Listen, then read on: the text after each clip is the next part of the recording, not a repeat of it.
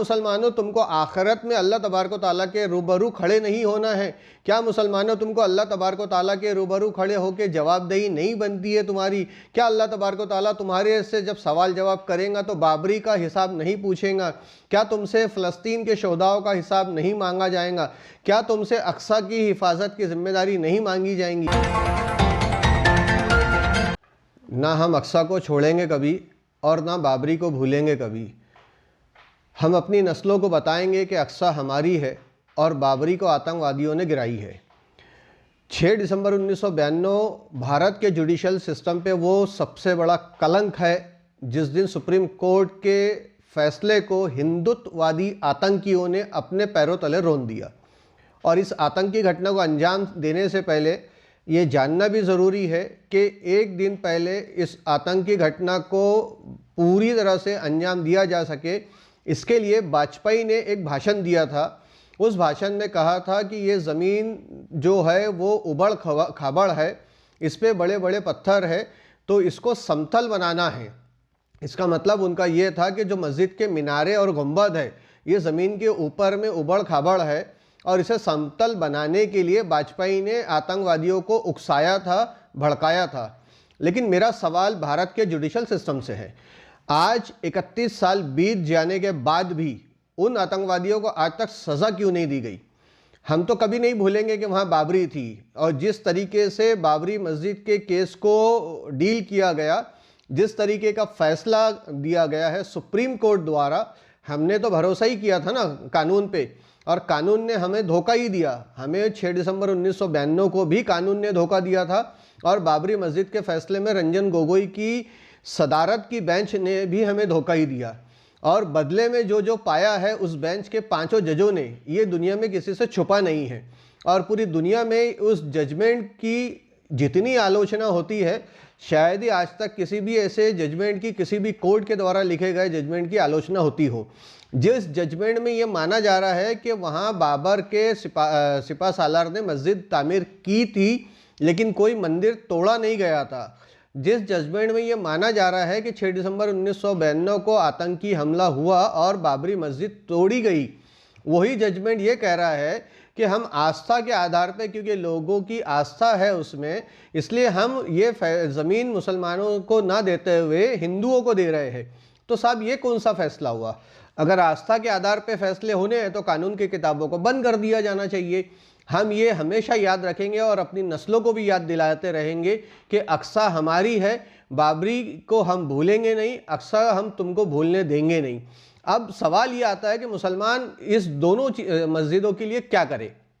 तो बहुत सीधी सी बात है कि अक्सा के दुश्मन जो है वो फ़लस्तीन पे जिस तरीके से जुल्म ढा रहे हैं, वैसा ही जुल्म जो है 1992 में भारत के मुसलमानों पे ढाया गया था और भारत के मुसलमानों का भी कत्लेआम किया गया था 1992 में 6 दिसंबर को बाबरी मस्जिद पे आतंकी हमले के बाद में। तो वैसा ही आतंकी हमला इजराइल आज फ़लस्तीन पे कर रहा है। हम भारत के मुसलमान 6 दिसंबर 1992 के आतंकी हमले के बाद भी खामोश थे, मजलूम थे और आज भी खामोश और मजलूम हैं। तो क्या मुसलमानों तुमको आखिरत में अल्लाह तबारक व तआला के रूबरू खड़े नहीं होना है? क्या मुसलमानों तुमको अल्लाह तबारक व तआला के रूबरू खड़े होकर जवाबदेही नहीं बनती है तुम्हारी? क्या अल्लाह तबारक व तआला तुम्हारे से जब सवाल जवाब करेगा तो बाबरी का हिसाब नहीं पूछेगा? क्या तुमसे फ़लस्तीन के शोहदाओं का हिसाब नहीं मांगा जाएगा? क्या तुमसे अक्सा की हिफाजत की जिम्मेदारी नहीं मांगी जाएंगी? तो आइए आज के इस वीडियो में मैं आपको आखिरी में ये बताता चलूँ कि हम अक्सा के दुश्मनों के साथ क्या कर सकते हैं और बाबरी को याद कैसे रख सकते हैं। तो अक्सा के दुश्मनों को के साथ जो करना है वो ये है कि चाहे वो ब्रिटेन का प्रोडक्ट हो, चाहे वो अमेरिका का प्रोडक्ट हो, चाहे वो इजराइल का प्रोडक्ट हो, इस तरह के कोई भी कंट्री का कोई भी प्रोडक्ट हो, उसे हम खरीदना बंद कर दें। मुसलमानों, तुम दुनिया की बहुत बड़ी एक इकोनॉमिक पार्ट एंड पार्शल हो, दुनिया की पूरी इकोनॉमी में तुम्हारा सबसे बड़ा हिस्सा है और तुम अपने हिस्से को अगर दुनिया की उस इकोनॉमी से बाहर कर दो तो ये दुनिया की इकोनॉमी चरमरा जाएंगी। जैसे ही दुनिया की इकोनॉमी चरमराएंगी तब जाकर के फ़लस्तीन में ये कत्लेआम रुकेगा और फ़लस्तीनियों को उनका हक मिलेगा और तब जाके तुम मरने के बाद अल्लाह रब्बुल इज़्ज़त के रूबरू जब हाजिर होंगे तो ये कह पाओगे कि ए अल्लाह, मेरे मजलूम होने के नाते भी मेरे हक में जो था वो मैंने किया।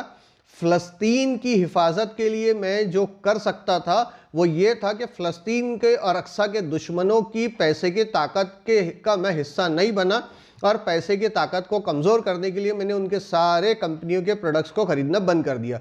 तुम्हें थोड़ा सा सोचना चाहिए मुसलमानों कि जिस दिन बाबरी मस्जिद गिराई गई थी, पूरे हिंदुस्तान में भी मुसलमानों का कत्लेआम हुआ था, ठीक वैसे ही जैसे गुजरात में 2002 में उस वक्त के मुख्यमंत्री नरेंद्र मोदी के रहते हुए मुसलमानों का कत्लेआम किया गया, जैसे बलात्कार गुजरात 2002 के दंगों में किए गए, जैसे बच्चों को मारा गया है, वैसे ही 92 में भी हुआ, और वैसे ही आज जो है वो अक्सा के लिए फ़लस्तीनियों की जाने जा रही है, उसके लिए भी हो रहा है।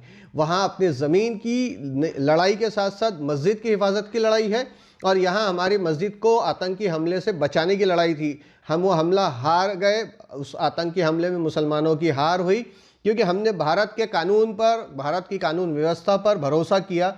हमने उसके बाद भी अपना भरोसा कभी नहीं तोड़ा और हमेशा के लिए अपना भरोसा कायम रखा। सुप्रीम कोर्ट का फैसला आने तक के हमने अपना फैसला कायम रखा।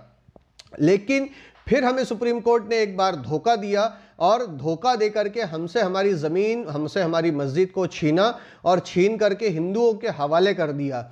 ये दूसरा सबसे बड़ा आघात हमें भारत की जुडिशल सिस्टम से मिला हुआ है। अब इसमें सुप्रीम कोर्ट की अवमानना जैसा कुछ भी नहीं है, क्योंकि जो फैसला आपने दिया है उस फैसले से मैं इत्तेफाक करूं या ना करूं, ये मेरा राइट्स है, आप मुझ पर कंपल्शन नहीं कर सकते। और आपके कैरेक्टर को मैं दुनिया का सबसे अच्छा कैरेक्टर मानूं, इसके लिए भी आप मुझे कंपल नहीं कर सकते, क्योंकि आपकी कारगुजारी ने ही आपकी इज्जत को की धज्जियां उड़ाई है।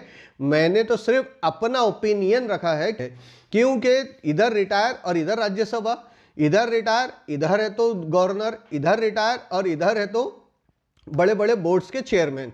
तो ये जो नाटक, नौटंकी या खेल चल रहा है कि सुप्रीम कोर्ट के हर फैसले को आरएसएस से जुड़े हुए लोग अपने पैरों के तले रोनते चले जा रहे हैं, हर एक फैसले को अपने पलट दे रहे हैं और फैसले को मानने से इनकार कर रहे हैं। बहरहाल मुसलमानों, ये याद रखो हमेशा कि अक्सा हमारी है और बाबरी को आतंकवादियों ने गिराई है। अब उन आतंकवादियों के संगठन के साथ देने वाले, उनको वोट की ताकत देने वाले हर मुसलमान मैदान हश्र में जवाबदेही है। हर मुसलमान मैदान हश्र में अपने गुनाह का जवाबदेही है। हर मुसलमान बाबरी को शहीद करने वाले आतंकियों की पॉलिटिकल विंग को मजबूत बनाकर अपना एक वोट भी अगर कोई मुसलमान देता है तो याद कर लो कि 92 में जितने बलात्कार मुसलमान बहनों के हुए, बेटियों के हुए, जितने खून मुसलमान भाइयों के बहाए गए हैं, जितने भी बुजुर्गों की जानें ली गई है, जितने बच्चों को गोलियां मारी गई है, और जो कत्लेआम मुंबई ने देखा है, वो सब की जवाबदेही तुम्हारे ऊपर है। तुमसे कोई छुपा नहीं है, दुनिया में तुमको सब कुछ पता है और अल्लाह तबारक व तआला तुमसे सवाल पूछेगा। तो मेरा सजेशन हमेशा से ये रहा है और रहेगा हमेशा कि जितने भी अक्सा के दुश्मन हैं, चाहे अगर आप उनके किसी कंपनी के टूथपेस्ट से अपने दांत घस रहे हैं तो आप सोच ले कि वो आपके मुसलमान बच्चों का, भाई का, बहन का खून उसमें शामिल है। आप अगर कोल्ड ड्रिंक पी रहे हैं तो सोच ले कि उस कोल्ड ड्रिंक के अंदर में वो खून शामिल है जो आपकी अपनी कौम का और उम्मत मोहम्मदिया सल्लल्लाहु ताला अलैहि वसल्लम का है। ठीक वैसे ही कि आप जब कभी भी बीजेपी को वोट देने या बीजेपी के अलायंस, चाहे ओवैसी की पार्टी एमआईएम हो, चाहे वो बीएसपी हो, वटेवर जो भी उनके बी अलायंस में जितनी भी पॉलिटिकल पार्टियां आती है, जब आप इनको वोट देने घर से निकले तो ये सोच के निकले कि 92 में जो आतंकी हमला बाबरी मस्जिद पर किया गया, उस हमले के बाद जो मुसलमानों का कत्लेआम हुआ है, उस कत्लेआम की जिम्मेदारी आप पर है और आप जिसे वोट देने जा रहे हैं वो उसका कातिल है। बाबरी के कातिलों को वोट देकर के मुसलमान अपने आप को आखिरत में दोज़ख का ईंधन बनाने जा रहा है। हो सकता है कि कोई उलमा अहले सुन्नत वल जमात इस पर कोई बयान ना दे, उनके अपने डर है, उनके अपने मदरसे है, उसके अनअकाउंटेड, अनऑडिटेड मनी के करप्शंस है, तो इसके लिए वो मुंह बंद रखेंगे। मेरे ऊपर ऐसा कुछ नहीं है, इसलिए मैं हक बात आपसे कह रहा हूँ और इस हक को समझे, हक को जाने और हक के साथ ज़िंदगी जिए और अपनी नस्लों को आने वाली हमेशा बताते रहे कि अक्सा हमारी है, बाबरी को आतंकियों ने गिराई है। तो चलिए दोस्तों, इस वीडियो में इतना ही। इंशाअल्लाह उल अज़ीज़ दुआ करता हूँ आप सबके लिए भी अल्लाह तबारक व तआला से कि अल्लाह रब्बुल इज़्ज़त आप सबको भी हक परस्ती की तौफीक और रफ़ीक अता फरमाए, और आप जान ले कि बाबरी के आतंकियों की हिमायत यानी बाबरी के शहादत में हिस्सेदारी है। बाबरी के आतंकियों के साथ खड़े होना यानी बाबरी के बाद में जो मुसलमानों का कत्ले आम हुआ है, उस कत्ले आम में आप भी अपने आप को शुमार कर लेना है। तो इंशाअल्लाह उल अज़ीज़ आइंदा फिर मुलाकात होंगी, तब तक के लिए इजाज़त दीजिए। जज़ाकल्लाह खैर, अल्लाह हाफ़िज़।